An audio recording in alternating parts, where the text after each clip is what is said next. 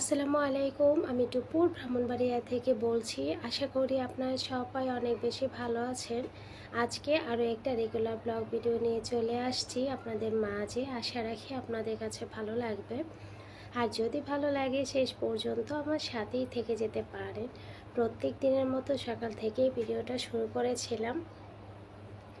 এখানে আমি আজকে লুচি বানাবো, তার জন্য লুচির ডোটা করে নিচ্ছি। তো আটা দিয়ে বানাবো লুচিগুলো। ময়দা দিয়েও বানানো যায়, কিন্তু আটা দিয়ে বেশি বানানো হয়। আটা আমি স্বাদ মতো লবণ আর স্বাদ মতো পরিমাণ মতো তেল দিয়েছি, দিয়ে ভালোভাবে মেখে রেখে দিয়েছি, কিছুক্ষণ রেস্টে রেখে দিলাম। তো তারপর আমি এখানে সুজির হালুয়াটা বানাতে চলে আসছি। তো অরেঞ্জ সুজি বানাবো। তো তার জন্য আমি সুজিটাকে একটু ভেজে নিচ্ছি, আর তেজপাতা, এলাচ আর একটুখানি দারুচিনি দিয়েছি। আর এই তো কিছুক্ষণ ভাজার পর একটুখানি স্বাদ মতো লবণ দিয়েছি আর কি। আর এখানে তেল দিলাম, দেওয়ার পর চিনি দিলাম। দেওয়ার পর যেহেতু অরেঞ্জ সুজি বানাচ্ছি, তার জন্য অল্প করে ফুড কালার দিয়েছি। চাইলে আপনারা নাও দিতে পারেন, কিন্তু যেহেতু অরেঞ্জ তো তার জন্য আর কি একটু কালার দিলাম। আর একটু এসেন্স মানে ফ্লেভার আর কি, অরেঞ্জ ফ্লেভার, তো সেটা অবশ্যই দিলে খুব সুন্দর একটা অরেঞ্জ চলে আসে আর কি। আর যে যেভাবে সেট করতে পারেন আর কি, তো আমি যেভাবে সেট করেছি, আমি সব মানে মাঝে মাঝে বাটিতে সেট করি আর কি। এর আগেও কিছু আপু বলেছিল, আপু তুমি কীভাবে করো, তো দেখিয়ে দিলাম। বাটির মধ্যেও কিন্তু আমি সেট করে তারপর রেখে দিই, তারপর কাটা যায়, কিন্তু যার যতটুকু লাগে নিয়ে খাওয়া যায়। আর এইখানে চাইলে কিন্তু অরেঞ্জ মানে কমলা বা মালটার রসও দেওয়া যায়। তো অরেঞ্জ বা মালটা ছিল না, তার জন্য রসটা আমি দিই নাই। তো ফ্লেভারটা দিলেই চলে আসে। তো যাই হোক, এখানে আমি যে ডিমও আমি পোচ করে নিয়েছি, ডিমটাকে ভেজে নিয়েছি। তো এইখানে আমি লুচিগুলাও ভেজে নিচ্ছিলাম। ভেজে নিয়ে তারপর এই তো আমি এখানে চাটা করে নিলাম। মানিক মিয়া উনি লিখেছেন, আপু আপনার সব রান্না অনেক সুন্দর হয়েছে, আলহামদুলিল্লাহ। ধন্যবাদ, ভালো থাকবেন আপু। তো এখানে আমি টেবিলে ওদের খাবারটা নিয়ে আসতেছি। তো যারা এই পর্যন্ত আমার সাথে আছেন, প্লিজ একটা লাইক দিয়ে দিবেন যদি ভালো লাগে আর কি। আর ইতিমধ্যে যারা এই কাজটা করে ফেলেছেন তাদেরকে অসংখ্য ধন্যবাদ। ভালো থাকবেন সবাই। তো এই তো টেবিলে খাবারগুলো নিয়ে আসছি, ডিম, আর এই তো সুজির হালুয়া আছে, আর দুধ চা। লুচি করেছি, লুচি তো ওদের লুচি পট এগুলো অনেক বেশি পছন্দ। তো এই তো আমি এখানে আম্মাকে আজকে দুধ চাই দিয়ে ফেলবো, কারণ এই যে আজকে দুধ চাই করে ফেলছে, আজকে আর লাল চা দিব না, আম্মাকে দুধ চা দিয়ে ফেলবো। তো এখানে কেটে নিচ্ছি। তো ওদের প্রয়োজন মতো আবার নিয়ে খাবে, তো আমি বললাম তোমরা নষ্ট করো না, যে যতটুকু খাওয়ার কেটে কেটে নিয়ে খাও। তো প্রথমে আমি প্লেটে দিয়ে দিচ্ছিলাম। তো প্রায় শেষ হয়ে গিয়েছিল, তো সবার সুন্দর মতো হয়ে গিয়েছিলো আর কি। আর এমনিতে ওদের হালুয়া পছন্দ। এসান তো কিছুদিন পর পরে বলবে আম্মু একটু সুজির হালুয়া করো, তো ওই ভেবে সকালবেলা করলে যদি থাকে দিনের মানে সারাদিনও খেতে পারে আর কি, ফাঁকে ফাঁকে। তো খাওয়াটা তো শেষ শেষ করার পর আমি এদিকে টেবিলটাকে একটু গুছিয়ে নিচ্ছি। তো যা যা আছে সব কিছু নিয়ে নিচ্ছি আর কি। তো এইখানে হুমায়ুন হুমায়ুন লিখেছেন, আপু আপনার বাসায় আসবো। তো বাসায় আসবেন? হ্যাঁ ঠিক আছে, আলহামদুলিল্লাহ আসবেন, ঠিক আছে, কিন্তু আপনাদের ভাইয়া যখন আসবে তখন আইসেন। তো যেই শুধু আপনি না, যেই বলে তাকেই বলে আপনাদের ভাইয়া আসলে আইসেন। তো এইখানে দুপুরে রান্না বান্না করব, সবজি ভাজি করব। তো তার জন্য পটল, তারপর চিচিঙ্গা, আলু এগুলাকে কেটে নিয়েছি। কাঁকরোলও আছে কিছু, তো তার জন্য কেটে নিয়েছি কিউব করে, ছোট ছোট করে। আচ্ছা, আরও একজন আপু আমাকে লিখেছিল, এত প্যাশনে থেকে ভিডিও বানান কোন সময়? ওই যে নাস্তা খাওয়ার পর মেয়েকে স্কুলে দিয়ে আসলাম, আবার রেডি করে সকালবেলা ওদেরকে প্রাইভেটে এবং মাদ্রাসায় দিয়ে আসছি। তো আন্নিকে স্কুলে, তারপর ইবাকে প্রাইভেটে, এহসানকে মাদ্রাসায় দিয়ে আসলাম। তারপরে তো এসে আবার ভিডিও করলাম, করার পর আবার ইবাকে দিয়ে আসলাম।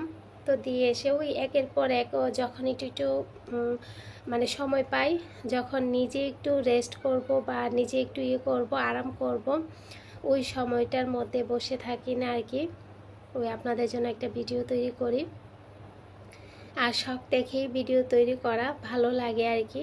তো তার জন্য ফাঁকে ফাঁকে আপনাদের জন্য ভিডিও তৈরি করি। আর যেদিন ভিডিও তৈরি করব ওই দিন মনে করেন যে আমি একটুখানি বসতেও পারি না, যে কিভাবে বসবো। ওই যে দেখেন আসা যাওয়া এত সময়ের মধ্যে আবার ভিডিও তৈরি করা, হয়তো বা 10-12 মিনিট 14 মিনিটের ভিডিও যায়, কিন্তু এই ভিডিওটা কিন্তু অনেক বড় থাকে। ওই ভিডিওটাকে অনেকক্ষণ ভিডিও করতে হয়, তো অনেকগুলা ক্লিপ নিতে হয়, তারপর ওই ভিডিওটা আপনাদের সামনে নিয়ে আসি। তো এখানে আমি কড়াইয়ের মধ্যে সবজিটাকে ভেজে নিয়েছি। আর এই তো আর যতদিন পারি এইভাবেই আস্তে আস্তে করে আপনাদের সাথে ভিডিও শেয়ার করব। যখনই সময় পাবো তখনই আপনাদের জন্য একটা করে ভিডিও নিয়ে আসব। ওই বলে না, মানে শখ থেকে যদি কোনো কিছু করে আর অনেক আগ্রহ থাকে, দেখবেন অনেক কষ্ট হলেও কষ্ট লাগে না। আমার হচ্ছে ওই ব্যাপার। দুপুরে রান্নাবান্নাটা করে নিয়েছি, আপনাদের সাথে কথা বলতে বলতে এহসানকে খাবারটা দিয়ে দিলাম। আজকে করেছি তো সবজি ভাজি আর চাল কুমড়া দিয়ে মুরগির মাংস রান্না করেছি। তো এই ছিল আর কি। আর করলা ভাজি ছিল খাবারের মধ্যে, করলা ভাজি তার এহসান খাবে না। তো এবার যেহেতু স্কুল আন্নি আছে বাসায়, তো আম্মা আন্নিকে নিয়ে খেয়ে ফেলবে, এহসানকে আগে খাবারটা দিলাম কারণ মাদ্রাসায় নিয়ে যেতে হবে তার জন্য। তো এই তো ওকে খাবারটা দিয়ে রান্না করে চলে আসছে। ওকে বললাম যে আম্মু রান্নাঘরটা গোছাই, তুমি খাবারটা শেষ করো, তারপর নিয়ে যাব। তো ও খাচ্ছে আর কি। আর বাচ্চা মানুষ খেতে খেতে অনেকটা সময় লাগে। তো রান্নাঘরটা এখন গুছিয়ে নিব।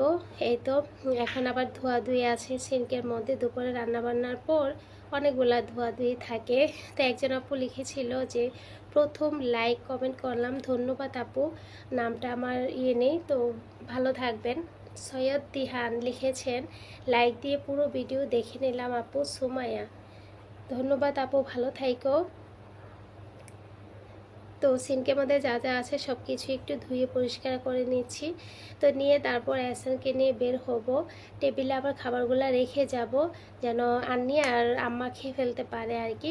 তো খাওয়ার পর তারপর আমি আবার খাবো আর কি। গোসল নামাজ এগুলো শেষ করে, এইগুলো হচ্ছে আমার প্রত্যেক দিনের রুটিন, 1-2 দিনের রুটিন না, প্রত্যেক দিনের রুটিন।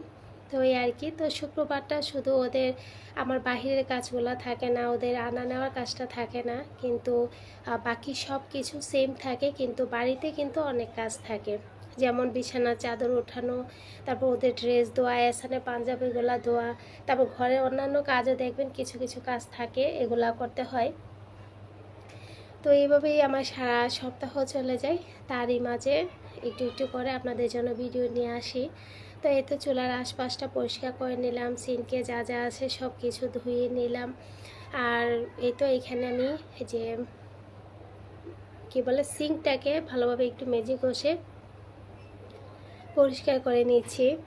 তো সিঙ্ক দেবেন কি একটু একদিন না ধুলেই কীরকম হলদে হয়ে যায়, দাগ পড়ে যায়, তো তার জন্য আর কি প্রত্যেক দিনেই ধুতে হয়।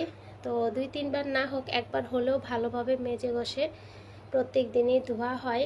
তো এই তো রান্না করে একদম পরিষ্কার পরিচ্ছন্ন হয়ে গিয়েছে।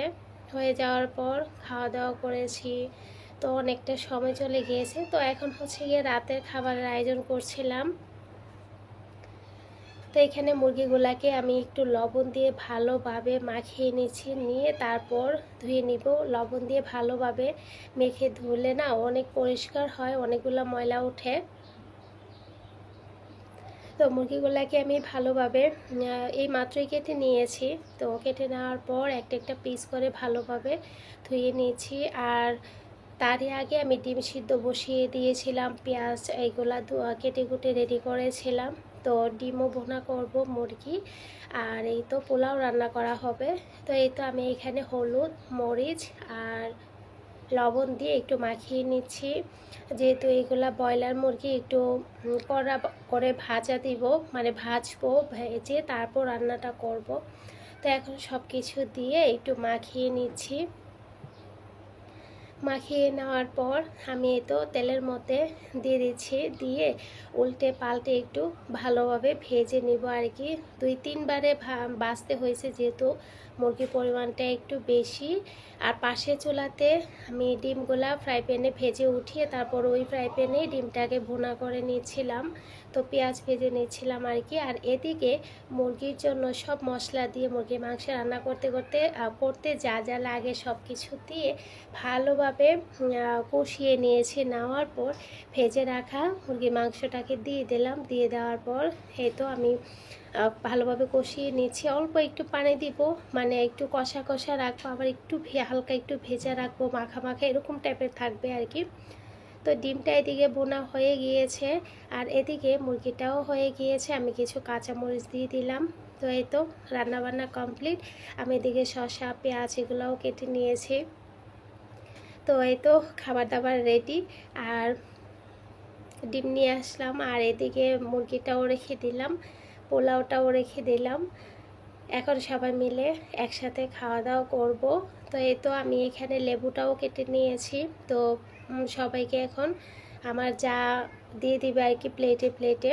আর আমি একটু ক্যাপচার করেছিলাম ভিডিও আপনাদের সাথে শেয়ার করার জন্য।